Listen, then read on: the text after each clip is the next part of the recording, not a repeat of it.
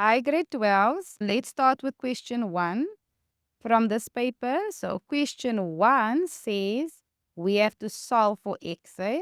So let's solve for x. 1.1.1 says x squared plus 5x minus 6 is equal to 0. And we have to solve for x. Now step number 1 is always to get the equation in standard form. So 0 must always be on the right. So now 0 is on the right, so there's no need to get this one in standard form. So guys, keep the 0 there. So x and x. This is going to be 6 and 1 because 6 minus 1 gives me 5. So then this is a plus and that is a minus. I get my x to be negative 6 or my x is a positive 1. Okay, so how do they mark this question? For the factors, for factorizing, you get a mark. And then for this answer, you get a mark. And for that answer, you get a mark. And this is 3 marks. Okay, next question, 1.1.2 says we have to solve for x, but we have to correct to 2 decimal places, which means we must use the formula.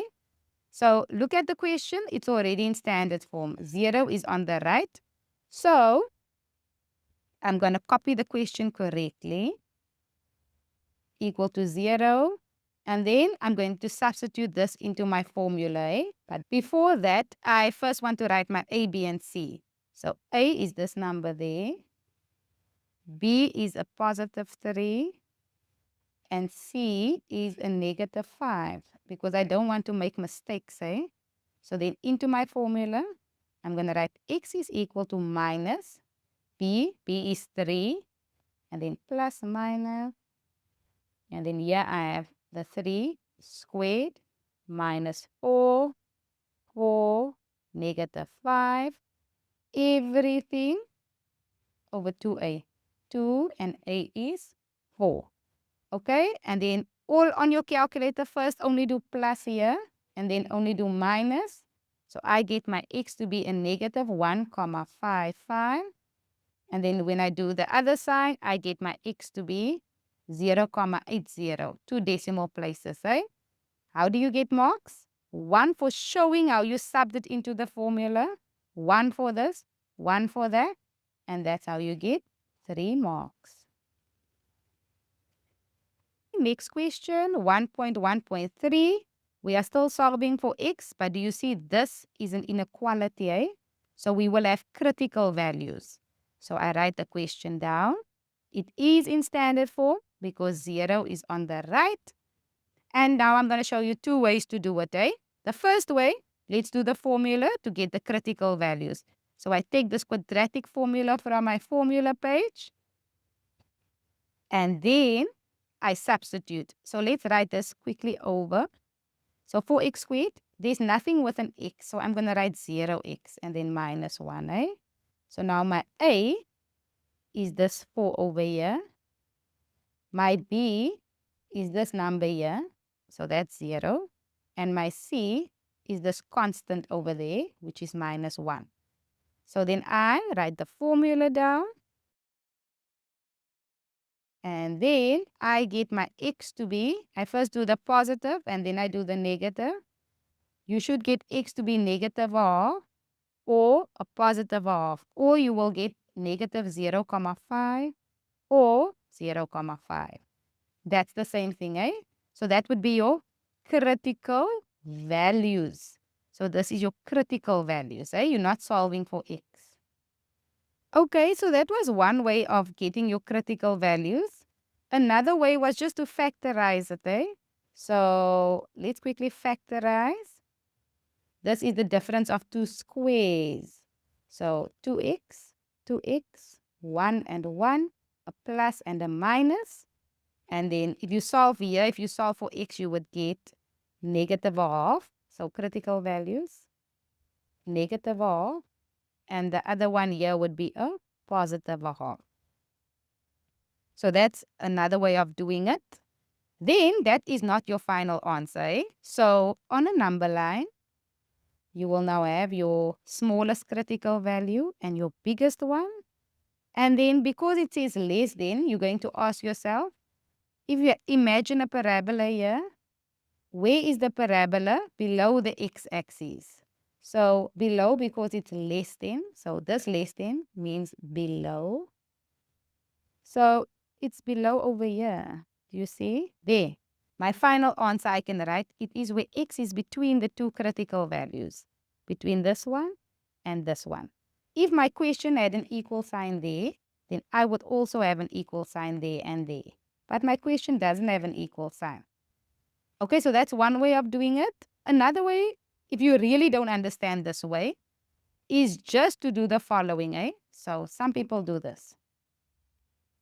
They write the smallest, then the biggest. They keep the signs like that again, and they put x here and x there again. Then, if the question has a less than sign, like our question, do you see our question has a less than sign? Then, you simply go to this pattern that I wrote here, and you do this part. You highlight that part is the answer. So then you get full marks for that. Now, if your question had a greater than sign. So if the question had a greater than sign like that, then you would take this part and you would take this part and you would say, oh. So then the final answer would be, it is where x is less than negative a half, or it is where a half is less than x. And that's the answer. So yeah, a lot of kids struggle with inequality. So if you want to get that right, you can do it like that. Let's look at the last question. Okay, 1.1.4, they give you the question and they say solve for x. Now, the first thing I notice is there's two roots. So there's a root underneath a root. So before I square both sides, because my mind will tell me this is the question where you square both sides. Before I do that, because there's two roots, I'm first going to remove the brackets. So I'm going to say, what's this times that quickly? I'm quickly going to do that and leave this x over here. Okay, I'm going to put everything under one root. So there's my root, and then I'm going to multiply. So I'm going to do this 32 plus x times root 32 minus x. Now we can see it's the difference of two squares, eh? So I keep the big root. Difference of two squares, so I just say this times that. So root 32 times root 32 is 32. And then I'm going to do this times that. X times x is x squared. And it's the difference of two squares, so this is a minus. Okay, so now I only have one root. Now that I only have one root, now I'm going to square both sides, eh? So I'm going to say, to get rid of this big root, I square. But what I do on the left, I do on the right. So when you square, this root just falls off. Everything else stays the same. And x squared is just x squared. Okay, so now let's look at the answer. I am going to add the like terms. Eh? So I'm going to bring this over to the left. So 32 minus x squared, and this is minus x squared, equals 0. So I get 32 minus 2x squared equals 0. I'm going to take out a common factor of 2. So I get 16 minus x squared. And then this is the difference of two squares. Eh? So I'm going to have a 4, an x and an x, a plus and a minus. So I get this to be x is equal to negative 4. Or I get this to be x is equal to 4. So I get a plus or a minus 4. Okay, now remember with these questions, where you square both sides to get rid of the root, you must check your answers. So how do you check your answer? You go make your x negative 4 and see if you get the right hand side, eh? So on your calculator, go make this negative 4 and see if you get this to be negative 4. So if you do that, you'll see it doesn't give you negative 4, eh? So negative 4 doesn't work. But if you make this a positive 4 and this a positive 4, this will definitely give you a positive 4. So positive 4 works. So what I'm going to do is I'm going to cancel this one and say therefore x can only be the positive 4. Okay, so how do they mark the question?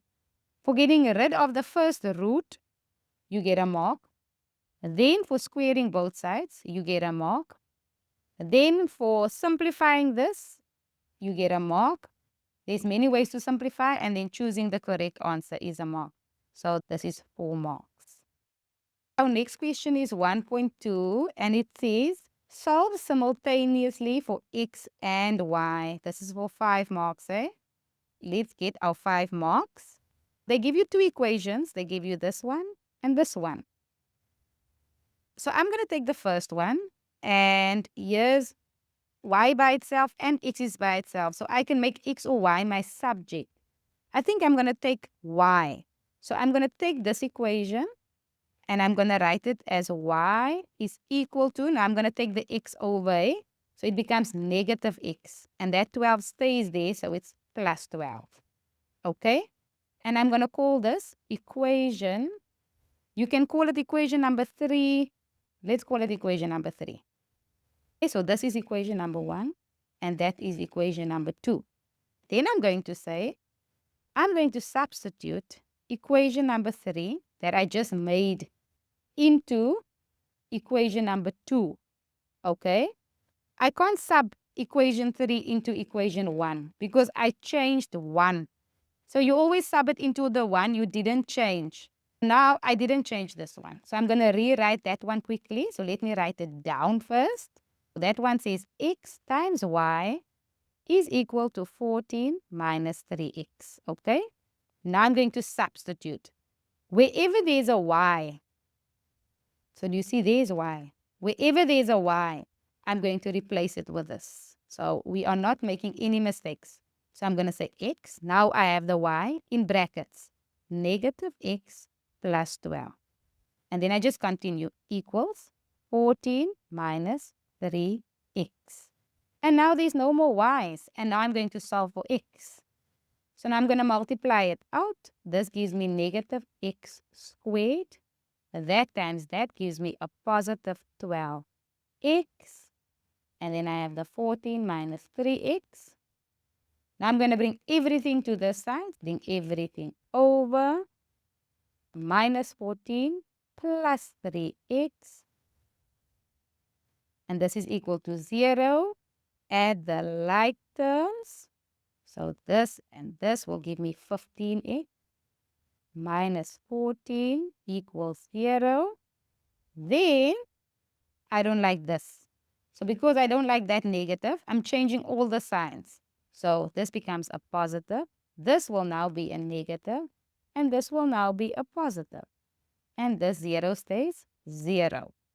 Okay, and now you can either use the quadratic formula. So use your formula. If you use the formula, A is 1. B is this number over here. So B is negative 15. And C is 14. And you sub it into your formula. Eh? If you don't want to use the formula, you can factorize. So let's factorize. Keep the 0. X and x. This is 14 and 1. A minus and a minus. I get my x to be 14 or x to be 1. So remember, you must have 2 values. Eh? You must have 2 values for x. How do I know that? Because it was x squared. So just remember, 2 values for x and 2 values for y. So now, to get my y values, I'm going to choose any one of these equations. I can either choose equation 1 or 2, or I can use 3. So any one of these 3, eh? To solve for y. I'm going to use equation 1. It looks the easiest, so I'm going to rewrite it. Let's write it down.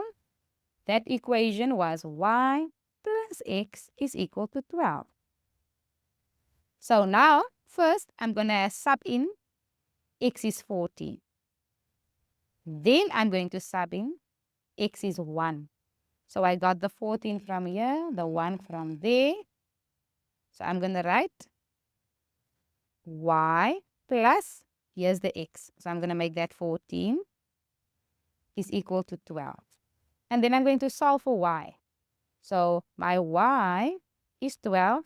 minus 14. I get my y to be negative 2. And then I do the same thing here. So y plus 1. So y plus 1 is 12. So y is 12 minus 1. So y is 11. Okay, I solve for x and y. How do we get marks? Let's mark this. So, first thing, making y your subject, this one, that's a mark, okay? Then subbing it into the other equation, that's a mark. Then simplifying and getting the standard form, all of that is a mark. Then for the two x values and the two y values, that will give you 5 marks.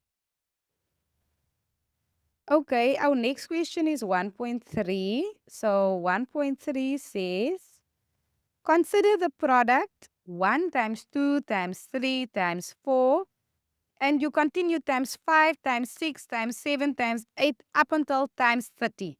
You are multiplying all that numbers and you're going to get this big number. Then it says, determine the largest value of k such that 3 to the k is a factor of this product. So this product is this big number, is this answer that you would get here. So they want to know 3 to the what? So 3 to the what will go into this big number. What is the biggest question mark? What is the biggest number this question mark can be that will go into this answer? So another way of asking this question is, how many threes are hidden in this answer? So now I'm going to write it out, eh?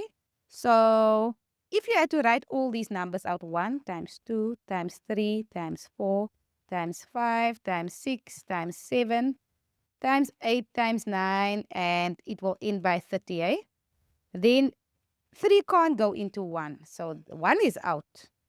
3 can't go into 2, so 2 is out. 3 can go into 3. Okay, so there's a 3. 3 can go into 6. Okay, 3 can go into 9. So now I notice a pattern, eh? All the multiples of 3 can be used. So I'm going to take all the multiples of 3 out. So a 3 can go into there. A 3 can go into that. A 3 can go into that. A 3 can go into that, and so forth. Eh? So I'm just going to write all the multiples out of 3. 24, 27, and then it ends at 30. Eh? So now you're going to write these numbers as a product of its prime. Eh?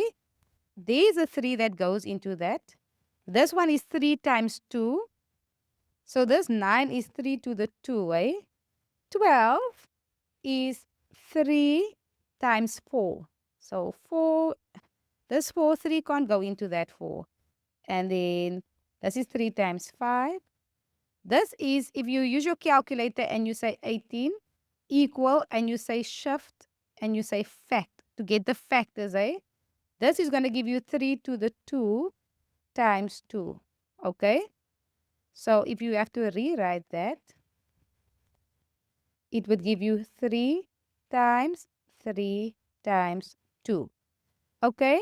Then 21 is going to give me 3 times 7. 24 is going to give me 3 times 8. 27 is going to give me 3 times 9. But 9, so 3 times 9. 9 can be written as 3 times 3. And then 30 is 3 times 10. Okay. So now I'm going to count how many 3's there are. So this 3 to the 2, né? Let's change it. This is 3 times 3. So now they just want to know how many 3's goes into this. Eh? So I'm going to count. 1, 2, 3, 4, 5, 6, 7, 8, 9, 10, 11, 12, 13, 14. So K is equal to 14.